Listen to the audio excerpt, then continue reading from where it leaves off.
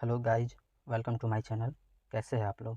मैं पढ़ाकू बच्चा हाजिर हूँ आप सबके सामने इलेक्ट्रिकल इंजीनियरिंग के top 10 VVI important MCQ questions के साथ। यदि आप किसी भी कम्पिटिटिव एग्ज़ाम की प्रिपरेशन कर रहे हैं तो ये क्वेश्चंस को ज़रूर देख लें। साथ ही वीडियो को लाइक करके चैनल को सब्सक्राइब कर लें ताकि ऐसे ही इंपॉर्टेंट क्वेश्चंस आप तक पहुँच सकें। साथ ही आपने किस ट्रेड से IT, किस ब्रांच से डिप्लोमा BTech किया है वो भी कमेंट करके बता दें। तो चलिए आज का सेशन स्टार्ट करते हैं। तो चलते हैं पहली क्वेश्चन की ओर। पहला क्वेश्चन है, which of the following elements of electrical engineering can not be analysed using ohm's law? A capacitor, B inductor, C transistor, D resistance. इसका मतलब है कि इलेक्ट्रिकल इंजीनियरिंग में किस एलिमेंट्स को ओम्स लॉ का यूज करके एनालाइज नहीं किया जा सकता है। ये क्वेश्चन काफ़ी बार पूछा गया है, तो चलिए इसका आंसर देखते हैं। इसका आंसर है सी ट्रांजिस्टर। क्यों? तो क्योंकि ओम्स लॉ के नियम का उपयोग एक तरफा नेटवर्क के लिए नहीं किया जा सकता है, क्योंकि ऐसे नेटवर्क केवल एक दिशा में धारा प्रवाह की अनुमति देते हैं। ट्रांजिस्टर एक तरफा नेटवर्क बनाता है, इस प्रकार ओम के नियम का उपयोग ट्रांजिस्टर पर नहीं किया जा सकता है। चलिए दूसरा क्वेश्चन देखते हैं। दूसरा क्वेश्चन है, which of the following is a correct representation of peak value in an AC current? Option है A RMS value divided by peak factor, B RMS value into form factor, C RMS value divided by form factor, D RMS value into peak factor. चलिए इसका answer देखते हैं। इसका answer है D RMS value into peak factor. क्यों? क्योंकि AC circuit में peak factor peak value और RMS वैल्यू के रेशियो को रिप्रेजेंट करता है। पीक फैक्टर को क्रेस्ट फैक्टर भी बोला जाता है, जो कि पीक की वैल्यू वेव फॉर्म में बताता है। चलिए अगले क्वेश्चन की ओर चलते हैं। तो हमारा अगला क्वेश्चन है, which of the following according to fundamentals of electrical energy is correct about alternating current? Option है A frequency is zero, B magnitude change with time, C can be transported to large distance with less loss in power, D flow in both directions. तो चलिए इसका answer देखते हैं। इसका सही answer है A frequency is zero. क्यों? क्योंकि अल्टरनेटिव करंट टाइम के चेंज होने के साथ अपना वैल्यू भी चेंज करता है। अल्टरनेटिव करंट के प्रॉपर्टीज़ के कारण इस में पावर लॉसेस भी कम होता है, जिसके कारण लंबी दूरी तक इसे ले जाया जाता है। तो चलिए अगला क्वेश्चन देखते हैं। अगला क्वेश्चन है, how many cycle will an AC signal make in 2 seconds if its frequency is 100 Hz? Option A 50, option B 100, option C 150, option D 200। चलिए इसका आंसर देखते हैं। इसका राइट आंसर है डी 200। क्यों? क्योंकि इलेक्ट्रिकल इंजीनियरिंग में जो फ्रीक्वेंसी होता है वो number of cycle and total time का रेशियो होता है। इसलिए फ्रीक्वेंसी अगर 100 हर्ट्ज है और टाइम 2 सेकेंड है तो वहाँ 200 साइकिल बनेगा। चलिए नेक्स्ट क्वेश्चन देखते हैं। नेक्स्ट क्वेश्चन है, what kind of quantity is an electric potential? Option है A vector quantity, B tensor quantity, C scalar quantity, D dimensionless quantity.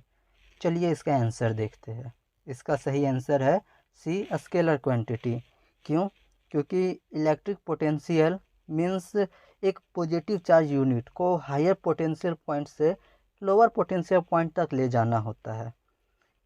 Electric potential में सिर्फ मैग्नीट्यूड होता है, डायरेक्शन नहीं होता, इसलिए यह एक स्केलर क्वांटिटी है। चलिए अगला क्वेश्चन देखते हैं। अगला क्वेश्चन है, which of the following will happen in a transformer when the number of secondary turns is less than the number of primary turns? Option A, the voltage get a step up. B, the voltage gets a step down.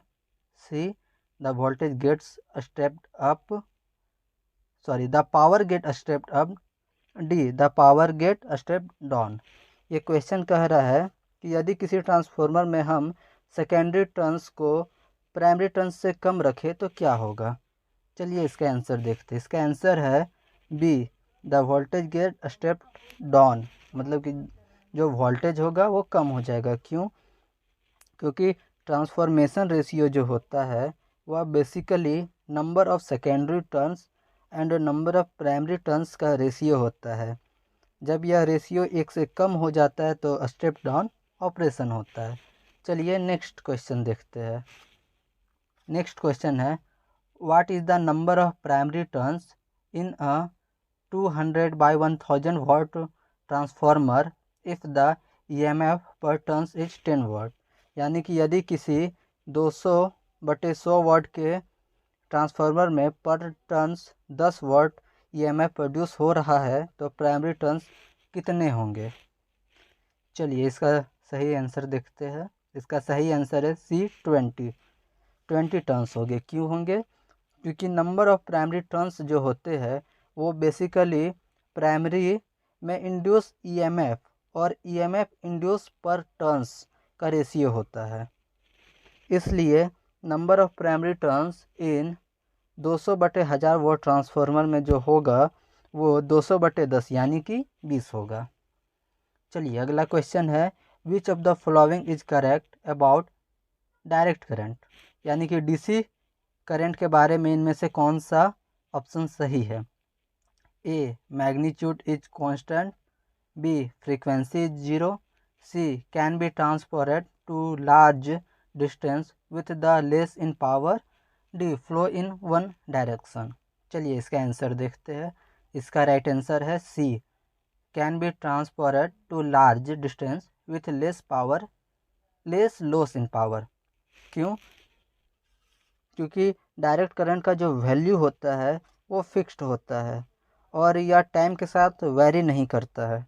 इसलिए frequency जो होता है वह 0 के बराबर होता है और फ्रीक्वेंसी भी टाइम के साथ वेरी नहीं करता है। इसलिए इसको कम लॉस में लंबी दूरी तक ले जाया जा सकता है। तो चलिए अगला क्वेश्चन देखते हैं। नेक्स्ट क्वेश्चन है, how many direction can the electric field at a point have. किसी एक पॉइंट से इलेक्ट्रिक फील्ड के कितने डायरेक्शन हो सकते हैं।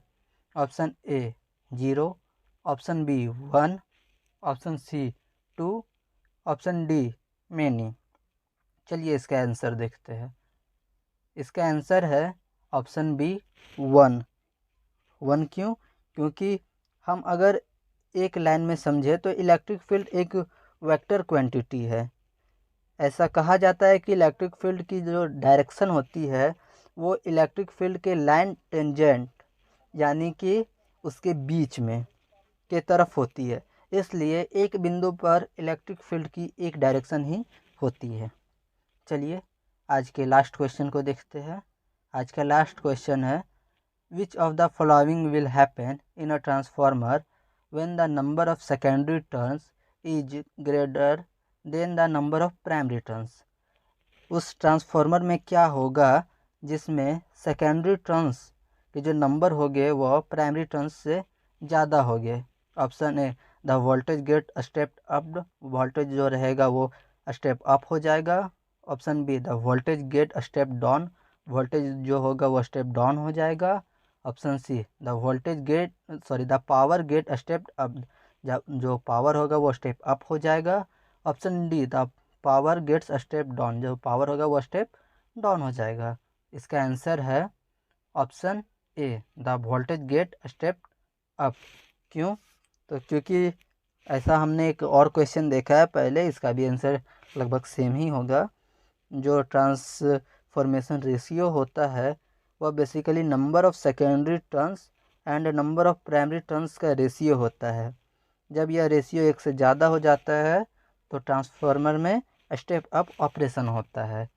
तो ये थे आज के कुछ very very very important questions for electrical engineering competitive exam. Video पसंद आई हो तो लाइक कीजिएगा, चैनल को सब्सक्राइब कीजिएगा, कमेंट में अपना ब्रांच लिखना मत भूलिएगा। Thank you.